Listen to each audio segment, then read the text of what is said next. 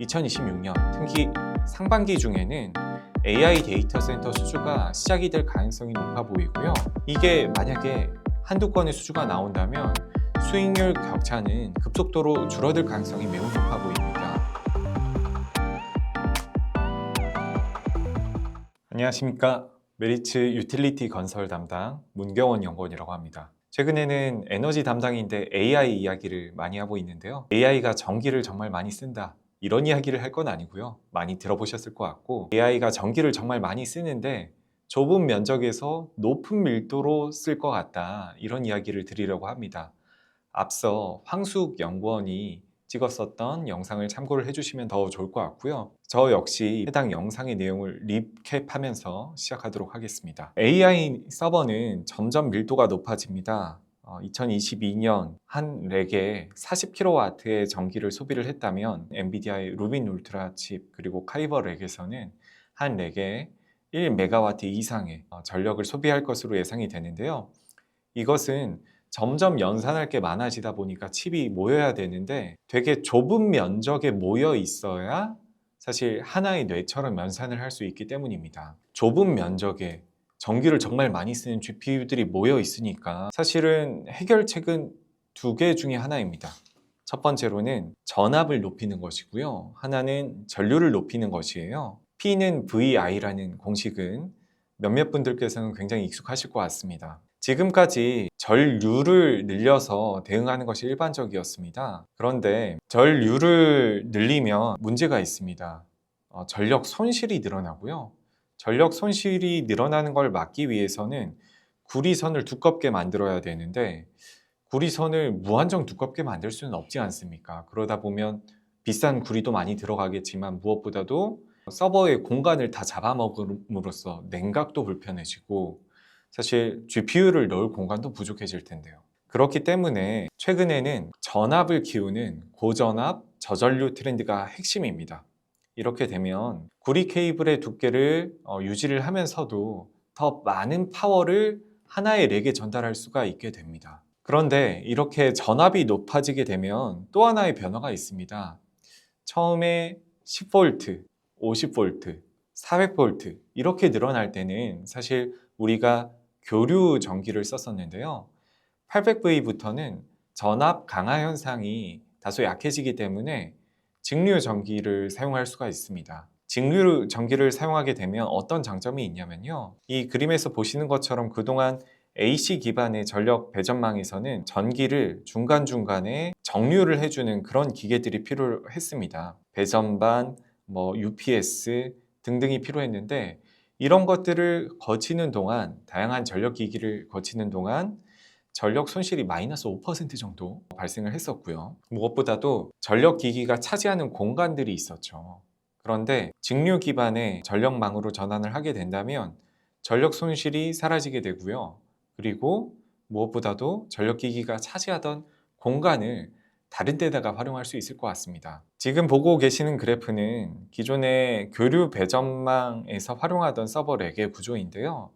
서버렉의 뒷면을 보면은 파워쉘프라고 하는 이 정류기를 포함한 전력기기가 전체 공간의 20-30%를 차지를 하고 있었어요. 이게 사실 만약에 다른 것으로 대체된다면 예를 들어서 배터리로 대체가 된다면 어떻게 될까요? 최근에 엔비디아에서 이야기를 하고 있는 카이버렉 디자인에서는 아예 한 면에서는 GPU를 몰아넣고 한 면에서는 파워 쉘프를 빼고 왜냐하면 이제 AC가 아니라 DC 전력망을 쓰니까요. 슈퍼 캐퍼시터 배터리를 그 자리에 집어넣고 있습니다. 그렇게 된다면 어떠한 효과가 있냐면 피크 전력을 30% 정도 절감을 할 수가 있습니다. 이렇게 된다면 AI 데이터 센터가 예를 들어서 1GW의 발전소를 설치할 것을 0.7GW만 설치를 해도 되겠죠. 정리를 드리면 전압을 점점 높여야 되고요. 이에 따라서 800V에 도달을 하게 되면 우리가 AC가 아닌 DC 전기를 사용을 하게 될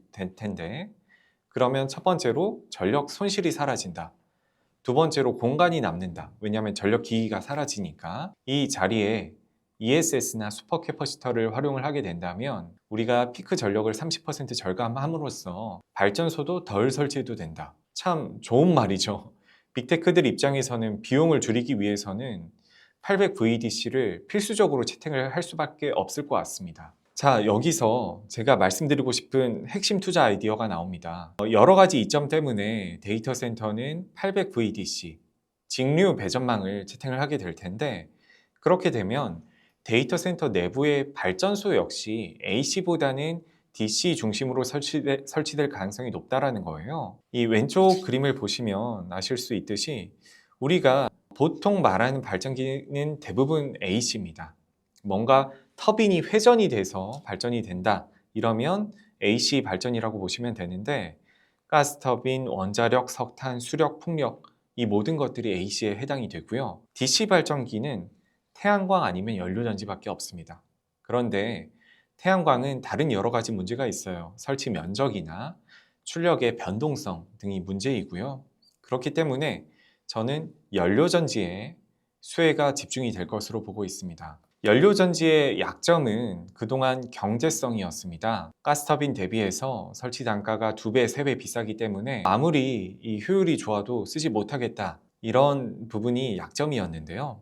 그런데 최근에 가스터빈 가격이 워낙 오르고 반면에 연료전지 가격은 점차 낮아지면서, 그리고 또한 2026년에는 미국의 OBBA 법안을 통해서 연료전지에 30%의 세제 혜택이 적용이 되기 때문에 이러한 경제성 격차가 두세 배 나다가 이제는 10%, 15%에 불과하게 되었습니다. 경제성 이외의 부분을 따져보자면 연료전지의 장점이 너무 많습니다. 우선은 작은 걸 여러 개 설치를 하니까 안정적이고요. 오염물질도 훨씬 덜 배출되고요. 설치 면적 굉장히 좁고요. 물은 거의 사용하지 않습니다.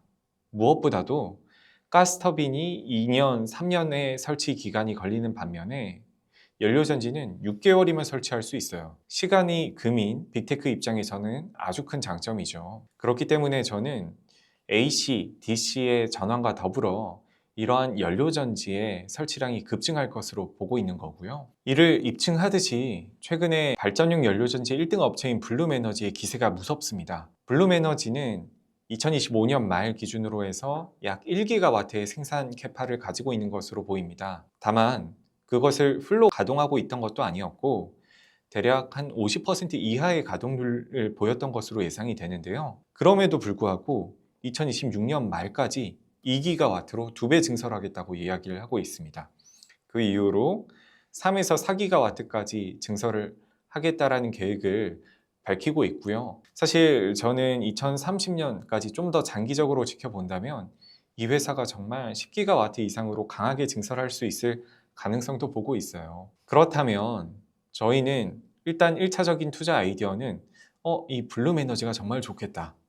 그리고 블룸에너지에 납품하는 그런 부품 회사들은 어디에 있을까?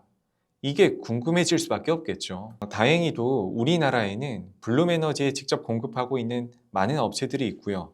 여기에 나와 있는 비나텍, 코세스, 서진시스템, 한선엔지니어링, 이런 업체들이 그러한 주인공인데, 이 중에서도 저는 비나텍에 대해서 긍정적으로 보고 있습니다. 비나텍은 똑같은 연료전지라도 고전압으로 변할 때 비나텍이 공급하는 슈퍼캐퍼시터의 탑재량이 늘어날 수 있다는 점, 첫 번째.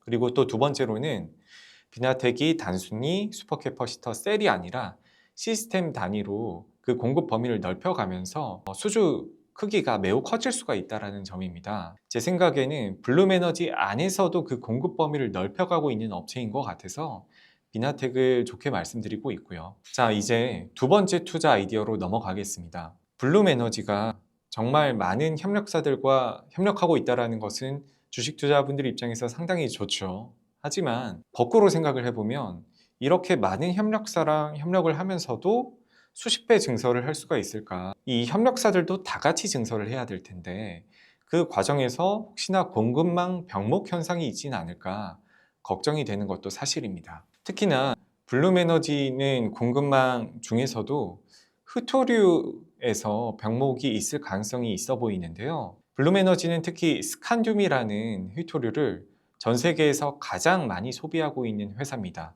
이미 전 세계 생산량의 약 절반을 소비를 하고 있는 상황인데요. 블룸에너지가 수십 배 증설한다고 하면 스칸듐 생산량도 수십 배 늘어나야 될 것 같은데, 물론 블룸에너지 측에서 이를 수년 전부터 대비하고 있고 장기적으로는 이게 뭐 큰 문제가 될 것 같지는 않습니다만, 어떤 시점에서 이런 게 병목 현상으로 작용하게 되는 그 단기적인 시점은 분명 올 것 같아요. 두산 퓨얼셀과 블룸에너지의 주가 수익률은 6배, 7배까지 지금 벌어져 있는 상황이고요. 두산 퓨얼셀은 AI 데이터 센터에 아직 공급을 하고 있지 않기 때문에 이러한 수익률 격차가 벌어질 수밖에 없겠죠. 하지만 제가 봤을 때는 2026년, 특히 상반기 중에는 AI 데이터 센터 수주가 시작이 될 가능성이 높아 보이고요. 이게 만약에 한두 건의 수주가 나온다면 수익률 격차는 급속도로 줄어들 가능성이 매우 높아 보입니다. 제가 이렇게 보는 이유는 두산 퓨얼셀 회사 측에서 최근 들어서 데이터 센터에 대한 공략을 가속화하고 있는데,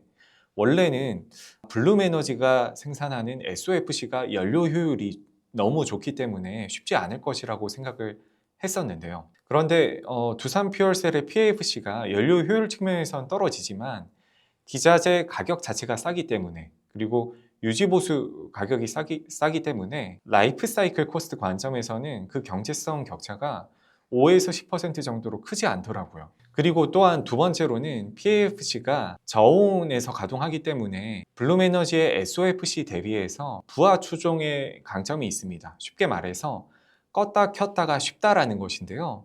그렇기 때문에 추론용 데이터 센터와 같은 전력 수요 변동이 심한 그런 데이터 센터에서 강점이 있을 수 있겠다라는 생각을 했습니다. 이에 더해 튼튼한 공급망, 특히 히토류를 사용하지 않는 점은 저는 큰 장점이라고 생각을 하고 있습니다. 이에 더불어서 두산 퓨얼셀은 SOFC 역시 진출을 예정을 하고 있는데요.